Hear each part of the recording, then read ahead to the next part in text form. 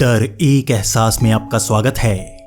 इस चैनल पर आपको देखने को मिलती हैं डरावनी और सच्ची भूतिया घटनाएं। अगर आपको ऐसी ही भूतिया घटनाएं सुनने का शौक है तो हमारे इस चैनल को सब्सक्राइब जरूर कर लीजिए। तो अब बढ़ते हैं हमारी आज की कहानी की ओर। मेरा नाम रोशन है और ये कहानी मेरे साथ कई साल पहले घटी थी। ये बात तब की है जब मैं हैदराबाद शहर में नई जॉब ढूंढने आया हुआ था। मुझे यहाँ पर जॉब ढूंढने में बहुत ही मुश्किल हो रही थी और मैं अपने एक रिश्तेदार के घर पर रह रहा था। ये हैदराबाद का नॉर्थ का हिस्सा था और यहाँ पर मुझे कोई काम नहीं मिल रहा था। वैसे भी हैदराबाद बहुत ही बड़ा शहर है और यहाँ पर मुझे कहीं ना कहीं तो काम मिल ही जाता।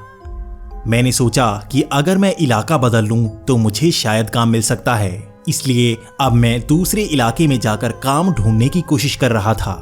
लेकिन काफी दिनों की मेहनत के बाद मेरा काम बन गया। मुझे एक जगह पर काम मिल गया था और यहाँ पर मेरी सैलरी भी काफी अच्छी थी। लेकिन अब नई परेशानी मेरे सामने आ गई थी। मुझे एक अपार्टमेंट ढूंढना था जहां पर मैं रह पाता, क्योंकि अगर मेरे पास घर नहीं होता तो मैं वापस अपने रिश्तेदारों के पास जाता और किराए में मुझे बहुत सारे पैसे वेस्ट करने पड़ते।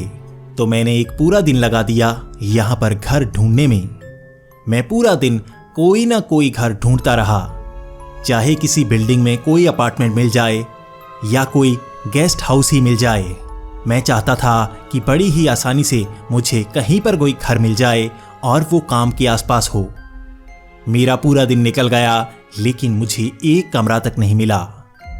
शाम तक तो मैं बहुत ही निराश हो चुका था और मैंने सोचा था कि मैं खुद ही कई बिल्डिंग्स में जाकर अपने लिए कमरा ढूंढने की कोशिश करता हूँ। मैं शाम को घूमता रहा और कई बिल्डिंग्स में गया। वहाँ पर मुझे कई रेफरेंस दिए गए और फिर भी मुझे कोई कमरा मिल नहीं रहा था।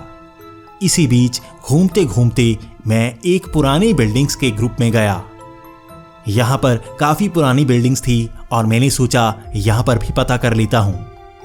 वक्त लगभग रात के 8 बजे का था और काफ़ी अंधेरा हो गया था। लेकिन मुझे यहाँ पर कमरा तो ढूंढना ही था। कल से मुझे काम पर आना था और मैं काम पर आते ही शाम को यहीं पर रुकता। मैं 2-3 बिल्डिंग से पूछता हुआ आगे निकला और वहां पर कोई कमरा अवेलेबल नहीं था। जैसे ही मैं लास्ट अपार्टमेंट्स में पहुंचा तो वहां पर एक पुरानी सी बिल्डिंग थी। मैं उस बिल्डिंग के अंदर गया तो मैंने देखा कि अंदर काफी साफ सफाई थी। वहां पर काफी लोग घूम रहे थे और मैंने एक आदमी से पूछा कि क्या यहां पर कोई कमरा अवेलेबल है। मैंने उससे जैसे ही ये सवाल पूछा तो मैंने देखा आसपास चल रहे कई लोग रुक गए और वो मेरी तरफ देखने लगे। लेकिन कुछ देर बाद वो जैसे आगे निकल गए हों। फिर मैंने दोबारा पूछने की कोशिश की कि यहाँ पर कोई कमरा अवेलेबल है। तो उस बुजुर्ग ने कहा कि ऊपर 3rd फ्लोर पर कमरे अवेलेबल हैं। अगर मैं कोई भी कमरा लेना चाहता हूँ तो मैं ले सकता हूँ। मेरे लिए तो अच्छा था, आखिर अंत में मुझे एक कमरा मिल गया था। लेकिन मुझे जानना था कि क्या मुझे खाली कमरा मिल रहा है या कुछ सामान भी वहां पर रखा है। तो मैं उसके साथ वो कमरे देखने गया। मैं जैसे ही वहां पर कमरे देख रहा था तो मैंने देखा वहां पर सारा सामान रखा है। वहां पर तो किचन का सामान भी रखा गया था और उसने कहा था कि मैं तुमसे ज्यादा पैसे नहीं लूंगा। इतना कहने के बाद उसने वहां का रेट भी बताया और वो रेट बहुत ज्यादा कम था। मैं तो खुद हैरान था कि हैदराबाद में मुझे इतने सस्ते में ऐसा अपार्टमेंट मिल रहा है। तो मैंने ज़्यादा सवाल पूछने की कोशिश नहीं की और एडवांस दे दिया और उस रात मैं वहीं पर रहा। अगले दिन सुबह मैं काम पर चला गया और मुझे ज़्यादा देखने की ज़रूरत नहीं पड़ी क्योंकि मुझे जल्दी से काम पर जाना था। वो पूरा दिन मैं काम पर ही रहा और वापस जब मैं अपने कमरे में आया तो मैं ज़्यादा जान पहचान बनाना चाहता था। मैं चाहता था कि इस अपार्टमेंट्स में जितने भी लोग रहते हैं मैं उनसे जान पहचान बना पाऊं, क्योंकि अगर यहाँ पर मेरे ज़्यादा दोस्त बन जाएं तो मेरे लिए ही फ़ायदा होगा।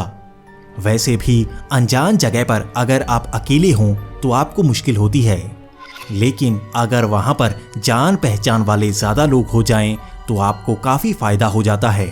जब मैं नीचे गार्डन में घूम रहा था तो मैंने देखा कि यहाँ आसपास कई बिल्डिंग्स हैं, लेकिन वो थोड़ी थोड़ी दूरी पर थीं। वहां लोग ज्यादा दूसरी बिल्डिंग्स पे नहीं जाते थे, लेकिन मैं भी अपनी बिल्डिंग के आसपास ही गार्डन में घूमता। यहाँ पर हर बिल्डिंग का अपना गार्डन था और उस बिल्डिंग के लोग उसी गार्डन में घूमते। मैं अपने गार्डन में ज्यादातर घूमता रहता और लोगों से जान पहचान बनाने की कोशिश करता। 2-3 दिन मैंने ऐसे ही लोगों से जान पहचान बनाने की कोशिश की और ज्यादातर मेरे यहाँ पर अच्छे दोस्त बन गए। यहाँ पर बहुत ही अच्छी फैमिलीज रहती थी और वो मुझसे हंसकर बात करते। वो मेरी काफ़ी केयर करने लगे थे और वो कहते कि अगर मुझे किसी भी चीज़ की ज़रूरत हो तो मैं मांग सकता हूँ। मुझे इस बिल्डिंग में बहुत ज़्यादा अच्छे लोग मिले थे और मैं बहुत ज़्यादा खुश था। मैं जब भी शाम को आता तो मेरा सारा सामान सही जगह रखा होता। यहाँ पर लोग काफ़ी अच्छे थे और वो एक दूसरे के घर में जाते थे। मैंने अपने कमरे के लिए एक बाई रखी हुई थी जो इस बिल्डिंग में बाकी कई घरों के लिए सफाई भी करती थी। इसी तरह से मैं यहाँ पर लगभग 1 हफ्ता रह रहा था और मुझे बहुत ज़्यादा अच्छा लग रहा था। लेकिन एक बात थी जो इस बिल्डिंग में थोड़ी सी अजीब थी कि लोग यहाँ पर बिल्कुल सटीक बात करते। ये थोड़ा सा अलग था क्योंकि ये तो ऐसे था जैसे सब आर्मी में हों। हर कोई बिल्कुल सटीक बात करता और जितना सवाल पूछा जाता उतना ही जवाब मिलता। कोई ज़्यादा नहीं बोलता और कोई कम नहीं बोलता। यहाँ पर तो बच्चे भी बिल्कुल सही से बात करते थे। कोई भी बिल्कुल शरारत नहीं करता और ना ही मजाक करने की कोशिश करता। सब जैसे शांत व्यवहार के थे और मेरे लिए ये अब थोड़ा सा परेशानी वाला होने लगा था। मैं हमेशा से मजाकिया रहा हूँ और मुझे बात करने में बहुत मज़ा आता है, लेकिन यहाँ पर तो बात होती ही नहीं थी। ये तो जैसे सवाल और जवाब होते। मैं जितना पूछता मुझे उतना ही जवाब मिलता और सामने से मुझे कभी कोई सवाल नहीं आता। ये मेरे लिए काफ़ी हैरानी की बात थी कि लोग कैसे हैं, ये कोई सवाल पूछते ही नहीं। भले ही मुझसे उनका कोई सामान टूट जाता वो बिल्कुल गुस्सा नहीं करते, बल्कि मुस्कुराहट उनके चेहरों पर रहती और वो सब जैसे मेरी तरफ ही देखते रहते।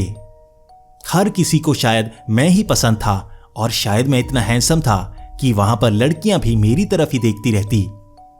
मैं शुरू में तो कंफर्टेबल था, लेकिन लगभग 10 से 15 दिन बाद मुझे थोड़ा सा अजीब लगने लगा था। मुझे अपने कमरे में भी ऐसा एहसास होता जैसे हर कोई मेरी तरफ देखता ही रहता। मुझे थोड़ा सा डर लगने लगा था, जैसे कि मुझे अपने शरीर में कोई कॉम्प्लेक्स होने लगा था। मुझे लगता जैसे मेरे बाल बिखरे हुए हैं और मेरे कपड़े सही नहीं हैं, इसीलिए सब मुझे घूर रहे हैं। लेकिन मैं थोड़ा सा घबराता और मैं यही सोचता कि यहाँ पर लोगों का ऐसा ही व्यवहार होता होगा, तो मैं इसके बारे में ज़्यादा सोचने की कोशिश नहीं करता। लेकिन मुझे थोड़ा सा ऑकवर्ड फील होने लगा था। 15 दिनों में मेरे ऐसे ही हालात थे। लेकिन सबसे बुरा हाल तो ये था कि मुझे अब रात को नींद नहीं आती थी। मैं सारी रात कमरे में घूमता रहता और मुझे ऐसा लगता जैसे सब मेरी तरफ घूरते जा रहे हैं। मैंने ऐसा एहसास कभी नहीं पाया था और मैं हमेशा सोचता रहता कि आखिर ऐसा कैसे होता है। जैसे जैसे दिन आगे बढ़ रहे थे वैसे वैसे मेरी नींद उड़ती जा रही थी। इसका असर भी मेरे शरीर पर बहुत ज़्यादा पड़ने लगा था। मैं अब कमज़ोर होने लगा था और मेरी आंखों के नीचे भी काले गड्ढे होने लगे थे। मुझे काम पर सब चिढ़ाते कि मैं कैसे कमज़ोर होता जा रहा हूँ, जबकि मेरी ये पहली नौकरी काफ़ी अच्छी थी और मैं सारे पैसे कहाँ पर उड़ाता हूँ। ये सवाल मेरे काम पर हर कोई मुझसे पूछता। मैं ना तो ड्रिंक करता ना ही सिगरेट पीता, फिर भी ऐसी सेहत देखकर हर कोई मुझ पर हंसता। मुझे भी समझ नहीं आती कि मेरी सेहत खराब कैसे हो रही है, लेकिन मेरे पास एक जवाब होता कि शायद मुझे नींद कम आती है इसलिए ऐसा होता होगा। मैं अब रात को 12 से 1 बजे बिल्डिंग से बाहर आता और गार्डन में घूमने की कोशिश करता। मैं सोचता कि रात को अगर मैं बाहर घूमूंगा और खुली हवा में जाऊंगा तो शायद मुझे नींद आ जाए, लेकिन यहां पर भी कुछ नहीं होता। मैं बाहर घूमता रहता और मुझे नींद नहीं आती। मेरी बिल्डिंग से भी कई लोग यहाँ पर गार्डन में घूमने आते और मैं देखता कि हर कोई रात के लगभग 2 से 3 बजे तक घूमते ही रहते। मैं भी 3 बजे तक घूमता और वापस कमरे में आ जाता। अगर मुझे 3 बजे तक नींद नहीं आई तो बाद में क्या आएगी। मैं वैसे भी थक जाता था, लेकिन मैं देखता कि वो भी 3 बजे तक घूमते ही रहते और जब मैं वापस आ जाता तब भी वो लोग घूमते ही रहते। शायद वो बाद में भी घूमते ही रहते होंगे। ये नींद का किस्सा मेरे लिए बहुत ही परेशानी करने लगा था। मैं तो हर रोज यही सोचता कि कैसे मुझे नींद आ जाए, लेकिन ये नींद मुझे ज्यादा परेशान करने लगी थी। रात को मुझे नींद आती नहीं थी और काम पर मुझे नींद चढ़ी रहती। वहां पर तो ऐसे हाल होते कि जैसे मुझे कभी भी नींद आ जाएगी। मेरे साथ काफी बुरा होने लगा था, क्योंकि मैं कभी कभी प्रेजेंटेशन देता तो मुझे वहीं पर नींद आ जाती। मैं बार बार कॉफी का कप उठाता ही रहता और सारे मुझसे यही पूछते कि मैं सारा दिन कॉफी पीता क्यों रहता हूं। लेकिन मेरे पास एक ही जवाब होता कि मुझे नींद आ रही है, मैं नींद को भगाने के लिए कॉफी पीता हूं। ऑफिस में बस हर तरफ मेरी ही चर्चा रहती कि मैं कैसा हूं। मुझे सारा दिन नींद चढ़ी ही रहती है और साथ वाले लड़के मुझे यही चिढ़ाते कि क्या मेरी कोई गर्लफ्रेंड है, क्या मैं उसके साथ सोता हूं जिसलिए मुझे नींद नहीं आती। लेकिन मेरे पास उनके सवालों के जवाब नहीं होते, क्योंकि मेरे पास अपने सवालों के जवाब खुद नहीं थे। आखिर मुझे नींद आती क्यों नहीं है? यहां पर मुझे किस चीज का डर है? मुझे यहां पर कोई भूत प्रेत नहीं दिखे हैं, मुझे यहां पर किसी तरह का कोई एहसास नहीं हुआ है, लेकिन मुझे नींद आती क्यों नहीं है? क्या यहां पर कुछ अलग है? अब मुझे इसका निपटारा करना था और मुझे खास तौर पर डॉक्टर के पास जाना था। आखिर मुझे नींद आती क्यों नहीं है? मेरा सवाल यही था और डॉक्टर मेरे सामने बैठा था। डॉक्टर मेरी आंखों में देख रहा था कि मेरी आंखों में कितनी नींद है। डॉक्टर मुझसे जानना चाहता था कि तुम सोते क्यों नहीं हो। मैंने डॉक्टर को कहा कि मुझे रात को नींद आती नहीं और ऑफिस में मुझे इतनी नींद आती है कि मैं उसे कंट्रोल नहीं कर पाता। मेरा वजन 80 किलो से 60 किलो हो गया था और मैं बहुत ही कमजोर हो चुका था। डॉक्टर भी जानना चाहते थे कि मुझे नींद की ये बीमारी कब से है। तो मेरा जवाब यही था कि मैं जब से इस बिल्डिंग में रहने लगा हूं तब से मुझे ऐसी ही नींद की बीमारी हो गई है कि मुझे नींद आती ही नहीं। तब डॉक्टर ने खास तौर पर मेरी जांच करनी चाहिए। उसने मुझे एक कमरे में बिठा दिया और कहा कि यहां पर अगर तुम्हें नींद आती है तो तुम सो सकते हो। मेरे सामने एक टीवी लगाया गया था जिस पर बहुत ही पुरानी मूवी आ रही थी। मैं इस मूवी को पहचान गया था। ये उस साल की सबसे घटिया मूवी थी और इसे पूरा कोई नहीं देख पाता, लेकिन वो मेरे सामने चल रही थी। शायद इससे डॉक्टर मुझे सुलाने की कोशिश करते। मैं उसे देखते देखते कब सो गया मुझे पता तक नहीं लगा। मैं लगभग 6 घंटे बाद उठा हूंगा और ये वक्त लगभग शाम के 7 बजे का था। मैं हैरान था कि आज मुझे नींद आ गई थी। वैसे भी काम पर मुझे नींद तो आती, लेकिन मैं वहां सो थोड़ी ना सकता था। घर पर ही सो सकता हूं और वहां पर मुझे नींद नहीं आती।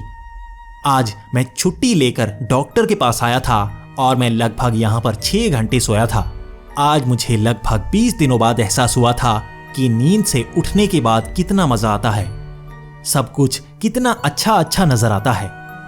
लेकिन डॉक्टर मुझसे यही सवाल कर रहे थे कि तुम्हें किसी तरह की कोई परेशानी नहीं है, लेकिन तुम सोते क्यों नहीं हो? अगर तुम्हें दिन के वक्त ऐसी नींद आती है तो तुम्हें रात के वक्त भी नींद आती ही होगी, तुम सोते क्यों नहीं?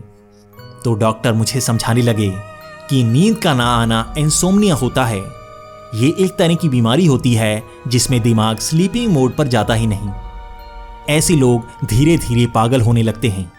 लेकिन मैंने तुम्हारी जांच कर ली है, तुम्हें इस बीमारी से पीड़ित नहीं कहा जा सकता, क्योंकि दिन के वक्त तुम्हें नींद आती है, बस तुम्हारी परेशानी रात के वक्त की है।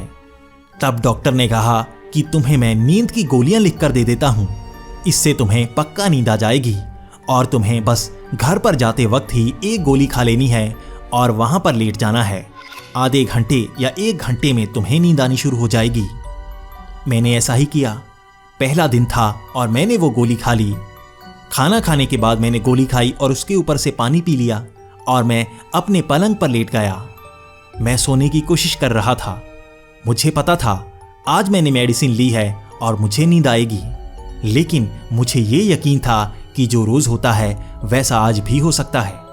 मैं ऐसे ही इंतजार कर रहा था और मैंने सोचा क्या मैं वही मूवी लगा लूं। उस मूवी को देखते हुए मुझे नींद आ गई थी।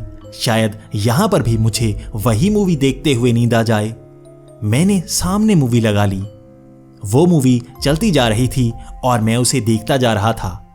मैंने जिंदगी में इतनी घटिया मूवी नहीं देखी थी और यकीन कीजिए वो 3 घंटे की मूवी मैं पूरी की पूरी देख गया। मुझे अब तक नींद नहीं आई थी और मैंने सोचा मैं एक गोली और खा लेता हूं, हो सकता है डबल डोज से मुझे नींद आ जाए। वो गोली खाने के बाद मैं एक और मूवी देखने लगा और यकीन कीजिए 3 घंटे की मूवी खत्म होने के बाद भी मुझे नींद नहीं आई। वक्त रात के 2 बजे का था और मेरी आंखें ऐसी ही फटी फटी खुली थी।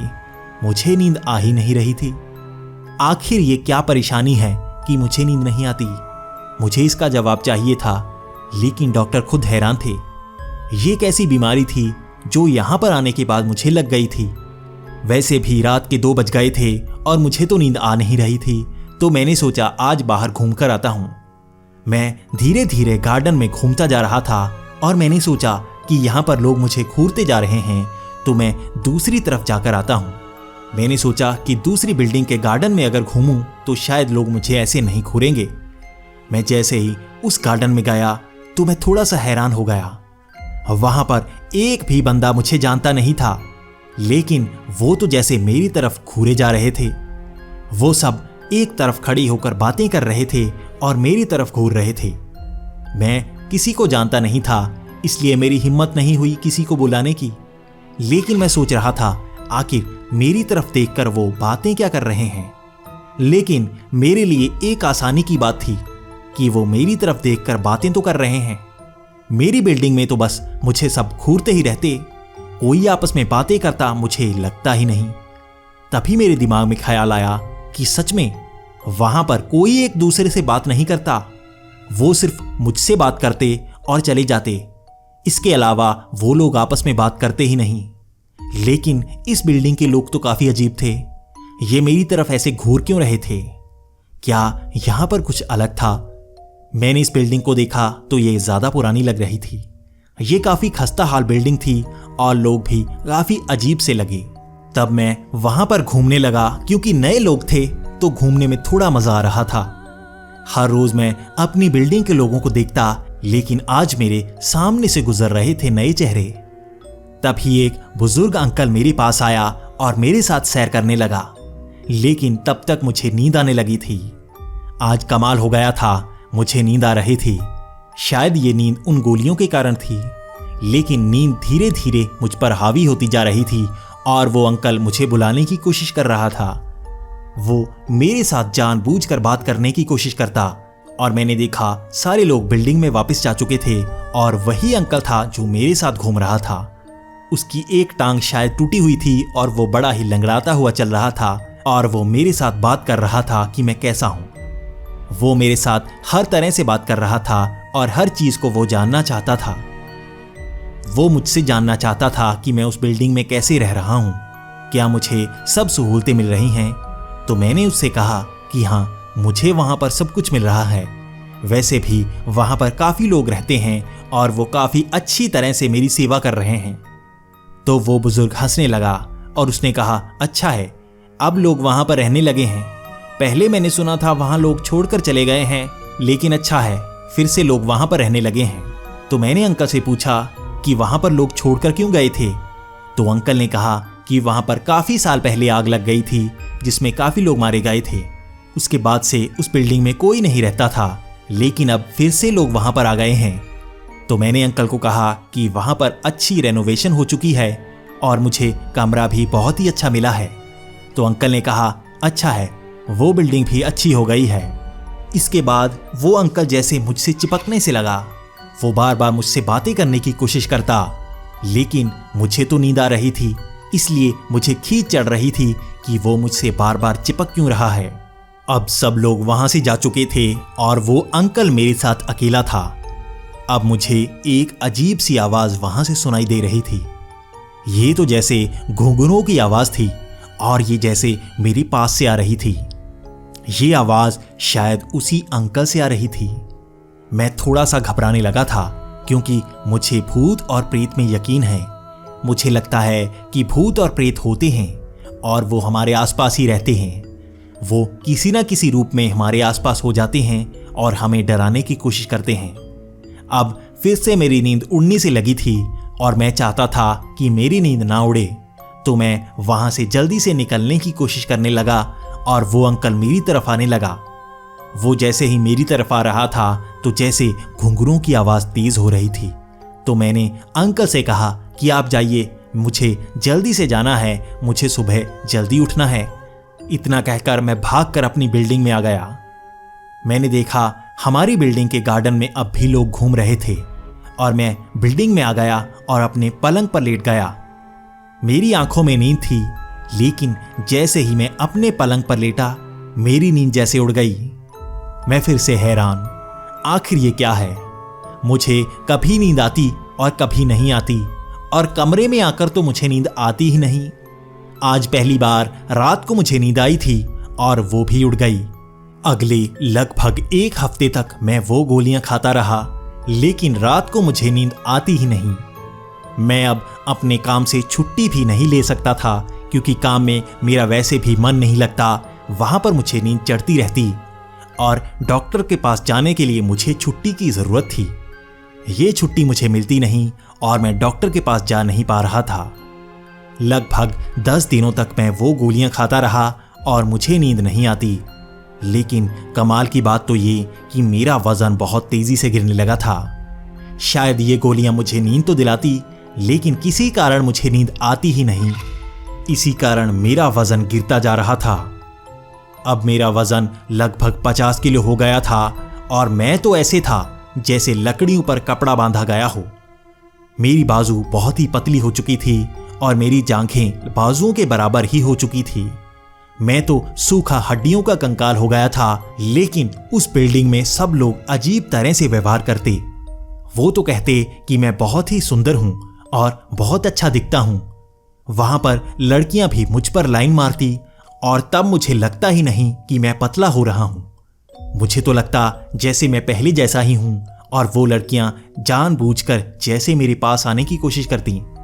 उस बिल्डिंग की हर लड़की मुझ पर लाइन मारती थी। मुझे लगता कि जैसे मेरा वजन कम हुआ ही नहीं और मेरा चेहरा खूबसूरत ही है, लेकिन आईने में देखकर मेरा चेहरा जैसे कंकाल सा लगता। एक 80 किलो का इंसान अगर 50 किलो का हो जाए तो कैसा होगा? मेरा कद भी 6 फुट का है, तो आप सोच सकते हैं 6 फुट का लड़का अगर 50 किलो का हो तो वो कैसा दिखता होगा। ये संडे का दिन था और मेरा एक रिश्तेदार हैदराबाद आया हुआ था। उसने मुझे फोन किया कि मेरे साथ मिलना है। मुझे एक रेस्टोरेंट में बुलाया गया और मैं वहां पहुंच गया। वहां पर जब उसने मेरी तरफ देखा तो वो हैरान हो गया। उसने मुझे एक ही सवाल किया कि तुमने अपना हाल क्या बना लिया है? क्या तुम नशे करने लगे हो? क्या तुम्हारे साथ कुछ बुरा हुआ है? उसके ये सवाल मुझे चीरते जा रहे थे। मैं भी उससे पूछना चाहता था कि आखिर वो ऐसा क्यों कह रहा है। तो उसने कहा कि तुम्हारा हाल तो देखो, इतने पतले तुम कैसे हो गए? क्या तुम खाना नहीं खाते? तुम्हारा ये हाल कैसा हो गया है? तो मैंने उससे कहा कि मुझे रात को नींद आती ही नहीं। पता नहीं क्यों, लेकिन उस कमरे में मुझे नींद आती ही नहीं। ये काफी हैरानी की बात थी। तो उसने पूछना चाहा कि तुम रहते कहाँ हो, और उसने कहा कि मैं तुम्हारे साथ चलता हूं, वहां से सामान उठाओ और तुम्हें कहीं और जाना होगा। यहां पर तो तुम अच्छी तरह से रह ही नहीं सकते। अगर वहां पर तुम्हें नींद नहीं आती तो कहीं और चले जाओ। हो सकता है वहां पर पाइप लीक हो, इसी कारण तुम्हें नींद नहीं आती। तो मैंने सोचा कि अगर उसकी बात सही हो तो हो सकता है ऐसा ही होगा। हम दोनों अब मेरी बिल्डिंग की तरफ जा रहे थे। हम जब मेरी बिल्डिंग के साथ वाली बिल्डिंग के बीच से निकल रहे थे तब मैंने देखा सब तरफ लोग मेरी तरफ घूर रहे थे। इसके बाद मेरे रिश्तेदार ने पूछा कि ये सब तुम्हारी तरफ क्यों घूर रहे हैं? ये तो ऐसे घूर रहे हैं जैसे हम एलियन हों। तो मैंने कहा कि यहां पर लोग ऐसे ही हैं, ये हमारी तरफ घूरते ही रहेंगे और कुछ करेंगे नहीं। इसके बाद हम जैसे ही मेरी बिल्डिंग के पास आए तो मैं और मेरा वो रिश्तेदार हैरान हो गए। हमारी बिल्डिंग बिल्कुल नई जैसी नहीं थी, ये तो जैसे खस्ता हाल हो गई थी। चारों तरफ आग के निशान और यहां पर तो गेट भी जला हुआ था। मैं हैरान हो चुका था, आखिर ये कैसे हो सकता है? मैं यहीं पर तो रहता हूं, यहां पर तो ऐसा हाल नहीं था। मैं चारों तरफ देखने लगा, कहीं मैं गलत बिल्डिंग में तो नहीं आ गया। लेकिन ये बिल्डिंग तो सही थी, यहां पर कुछ तो गलत हुआ है। मैं उसे जैसे ही 3rd फ्लोर तक लेकर गया तो मैं खुद हैरान था। हर कमरे का दरवाजा टूटा हुआ था और मेरे कमरे में तो सामान था ही नहीं। वहां पर तो हर तरफ जले के निशान थे और सब कुछ टूटा हुआ था। वहां पर सिर्फ मेरे बैग पड़े थे और थोड़ा सा मेरा सामान पड़ा था। मैं तब सब समझ गया कि ये कोई अच्छी बिल्डिंग नहीं है और वो लोग कोई साधारण लोग नहीं होंगे। हम दोनों तब सामान उठाकर उस बिल्डिंग से बाहर भागने लगे और हमें चारों तरफ से चीखने की आवाजें सुनाई दे रही थी। ये आवाजें तो ऐसी थी जैसे लोग आग में जल रहे हों। हम भागते हुए उस बिल्डिंग से बाहर निकले और जैसे ही हम दूसरी बिल्डिंग के पास पहुंचे तो लोग हमें भागते हुए देखकर हमारे पास आए। वही बुजुर्ग फिर से मेरे पास आया और उसने कहा, क्या हुआ? मैंने उसको सब कुछ बता दिया। उसके बाद वहां पर कई लोग इकट्ठा हो गए। तब उन लोगों ने भी हमको यही बताया कि ये बिल्डिंग शापित है। कहते हैं कि आग लगने के बाद यहां पर कोई नहीं रहता। यहां पर लगभग 400 लोगों की मौत हुई थी। तब से यहां पर कई भूत प्रेत दिखते हैं। इसी कारण जब इस बिल्डिंग से कोई हमारी तरफ आता है तो हमें यही लगता है कि ये कोई भूत या प्रेत होगा। इसी कारण तुम्हारी तरफ भी लोग ऐसे ही देखते रहते हैं। और जो लोग तुम्हें उस बिल्डिंग के निवासी लगते थे वो तो कई साल पहले मर चुके हैं। वो तुम्हें वहीं पर बसाना चाहते थे और धीरे धीरे तुम वहीं पर मरते। तब मेरे दिमाग में आया कि जो खाना वो लोग देते थे असल में वो असली था ही नहीं। मैं उस खाने को खा ही नहीं पाता, या हो सकता है मैं वो राख खाता रहता। शायद इसी कारण मुझे नींद नहीं आती। मेरा वजन कम होने का कारण भी मुझे पता लग गया था। मैं उसके बाद उस बिल्डिंग से निकला और अपने रिश्तेदार के साथ उसी के घर चला गया। तब मैं समझ पाया कि आखिर मेरे साथ 1 महीने से क्या हो रहा था। मेरे सब रिश्तेदार मुझे देखकर हैरान थे, लेकिन मैं उस परेशानी से बाहर आ गया था। लगभग 4 महीने बाद फिर से मेरा वजन 80 किलो हो गया था और उस बिल्डिंग से बाहर आते ही अगले 2 दिन तक लगातार मैं सोता रहा था। मेरी नींद उसके बाद बिल्कुल सही हो गई थी और मैं कभी उस बिल्डिंग में वापस नहीं गया। मेरे दिमाग में अब भी यही सवाल चलता रहता है कि अगर मेरा रिश्तेदार हैदराबाद में नहीं आता तो मैं वहीं पर रहता, और अगर मैं वहां पर 1 महीना और रहता तो मेरा क्या होता। लेकिन सबसे बड़ा सवाल जो मेरे दिमाग में घूमता रहता कि अगर मैं उस बिल्डिंग में जा सकता हूं तो हो सकता है उस बिल्डिंग में और लोग भी भटक कर जाते होंगे। उनके साथ क्या होता होगा।